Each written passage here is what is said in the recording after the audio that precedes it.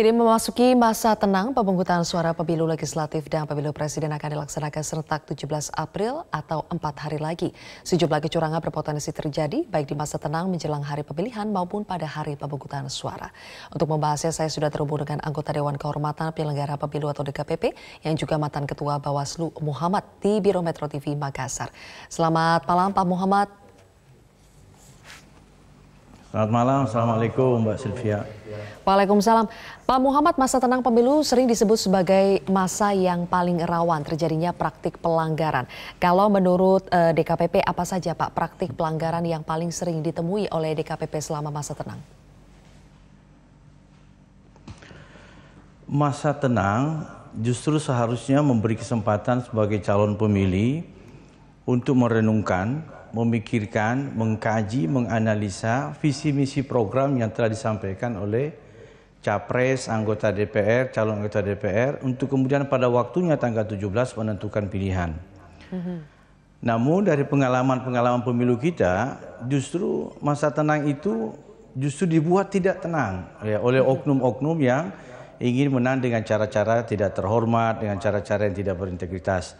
Maka Dewan Kehormatan Penyelenggara Pemilu itu selalu memberikan dukungan, mengingatkan teman-teman penyelenggara KPU dan Bawaslu seluruh Indonesia untuk justru meningkatkan pengawasannya, ya, mengantisipasi hal-hal yang bisa mengganggu masa tenang bagi masyarakat untuk menentukan pilihan.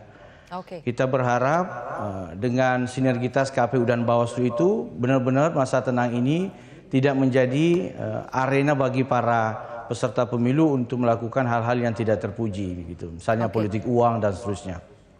Yang paling sering ditemui apakah memang politik uang, Pak? Ya, saya kira masa tenang ini masa bagi oknum-oknum peserta pemilu yang ingin menggunakan kesempatan menang dengan cara-cara tidak terhormat.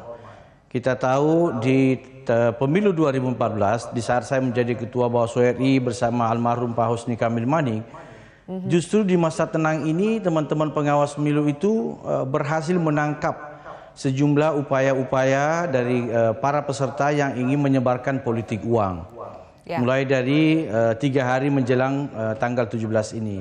Dan itu kantor-kantor Panwas penuh dengan rampasan-rampasan politik uang yang ingin disebarkan. Ada yang didapatkan, ditangkap pada saat akan disebarkan, sementara disebarkan dan sudah disebarkan. Jadi ini kita harus belajar dari pemilu sebelumnya bahwa justru masa tenang ini biasanya dimanfaatkan oleh oknum-oknum yang tidak bertanggung jawab. Pak Muhammad, selain soal praktik pelanggaran yang sering terjadi di masa tenang, kami juga mencatat bahwa intervensi atau kecurangan itu sering disebut terjadi di proses penghitungan suara, terutama Pak, tingkat kelurahan dan juga tingkat kecamatan. Bagaimana sebetulnya rekam jejak pelanggaran oleh penyelenggara pemilu yang dikumpulkan oleh DKPP selama beberapa periode pemilu ini, Pak? Baik, kalau kita mencoba mendengar keluhan dari peserta pemilu, memang beberapa oknum-oknum penyelenggara itu biasanya berani melakukan praktek kecurangan pada level-level kelurahan dan kecamatan. Nah, DKPP sudah mengkonfirmasi data ini bahwa terutama pada pilkada dan pemilu-pemilu kita sebelumnya, teman-teman oknum penyelenggara di level ad hoc ini yang biasanya berani untuk melakukan praktek-praktek kecurangan. Tetapi sesungguhnya kami memberi dukungan kepada KPU Bawaslu untuk melakukan upaya-upaya pembinaan, monitoring, supervisi, bahkan upaya-upaya penindakan secara tegas terhadap jajarannya di level kecamatan ke bawah jika terjadi misalnya praktek-praktek yang tidak terhormat. Sebagai bukti dukungan Dewan Kehormatan Penyelenggara Pemilu, Mbak Sylvia dan pemirsa Metro TV, baru-baru ini DKPP merubah peraturan DKPP terkait kode etik pedoman beracara. Kalau dulu semua pelanggaran kode etik yang dilakukan oleh KPU RI sampai ke desa, Bawaslu RI sampai ke desa, itu diperiksa dan diputus oleh Dewan Kehormatan Penyelenggara Pemilu.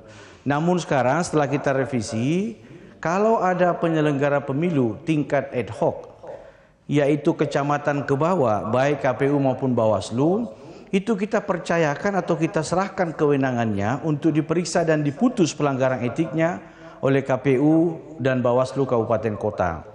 Ini pertimbangannya agar mempercepat kalau ada ada indikasi pelanggaran dari teman-teman kecamatan ke bawah, itu bisa segera ditindak oleh KPU dan Bawaslu Kabupaten Kota sehingga pelanggaran itu cepat terdeteksi dan cepat dilakukan penanganan sesuai ketentuan yang berlaku.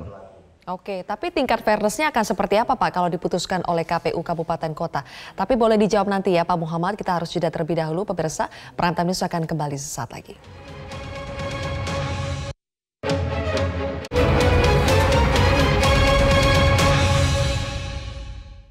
Kami lanjutkan kembali dialog bersama dengan anggota Dewan Kehormatan Penyelenggara Pemilu DKPP, Pak Muhammad.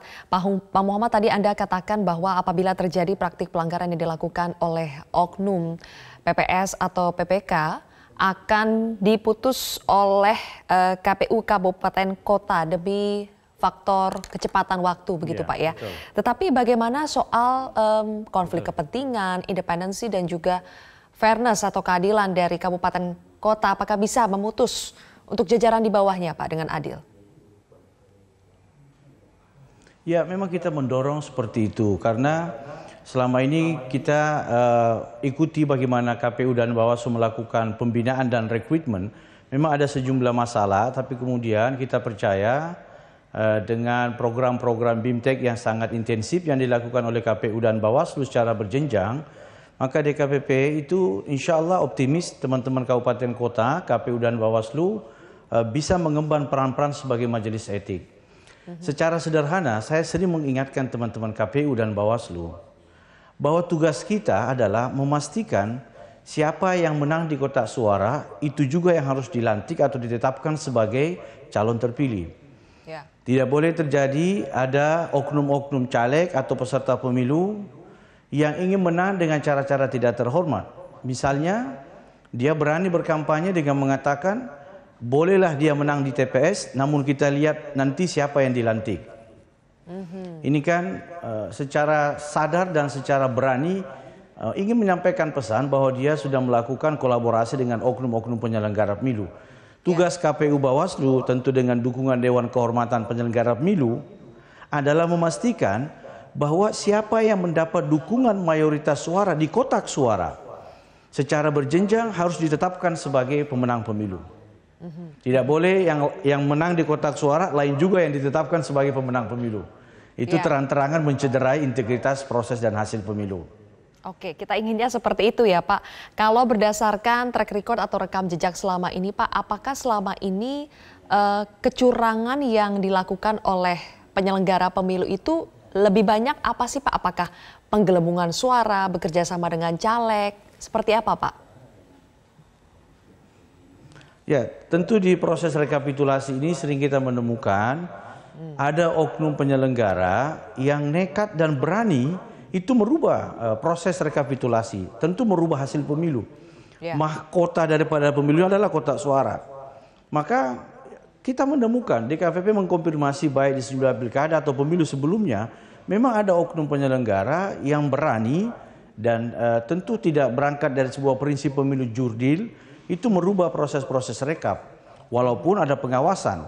Makanya kami mendorong 2019 ini, alhamdulillah undang-undang kita juga sudah memberi penguatan bahwa di setiap TPS itu ada pengawas TPS, ada saksi parpol, ada pemantau, ada masyarakat, ya, sehingga kita optimis pemilu 2019 itu kualitasnya, integritasnya lebih baik daripada 2014. Oke, Pak Muhammad, terakhir selain pembinaan dan pengawasan yang diperketat, sanksi untuk para penyelenggara pemilu yang melakukan kecurangan itu apa sebetulnya Pak kalau dari DKPP?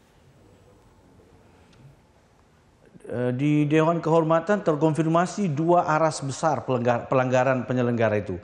Pertama adalah kelemahan atau tidak profesionalnya dari segi tata kelola pemilu. Dalam perspektif KPU adalah tidak profesional menyelenggarakan proses-proses teknis pemilu. Dalam konteks Bawaslu tidak profesional menyelenggarakan pengawasan pemilu. Nah, yang kedua adalah cacat moral, cacat integritas, tidak jujur, ya, memberikan perlakuan yang tidak sama kepada peserta pemilu. Sudah menjadi kebijakan di Dewan Kehormatan Penyelenggara Pemilu, apabila ada penyelenggara pemilu yang cacat moral, bersoal dari segi integritasnya, maka DKPP zero tolerance, pasti kita pecat secara permanen. Namun kalau misalnya kita temukan ada kelemahan-kelemahan yang sifatnya manusiawi dari segi tata kelola, kita mungkin beri dia peringatan sambil menunjukkan bagian-bagian mana yang dia harus perbaiki supaya tidak diulangi. Baik. Jadi saya ingin yakinkan masyarakat bahwa DKPP kali ini itu tidak main-main kalau ada penyelenggara pemilu yang mencoba-coba atau mencoba menggadaikan kehormatan dan integritasnya, kita pastikan kita berhentikan dengan tidak hormat.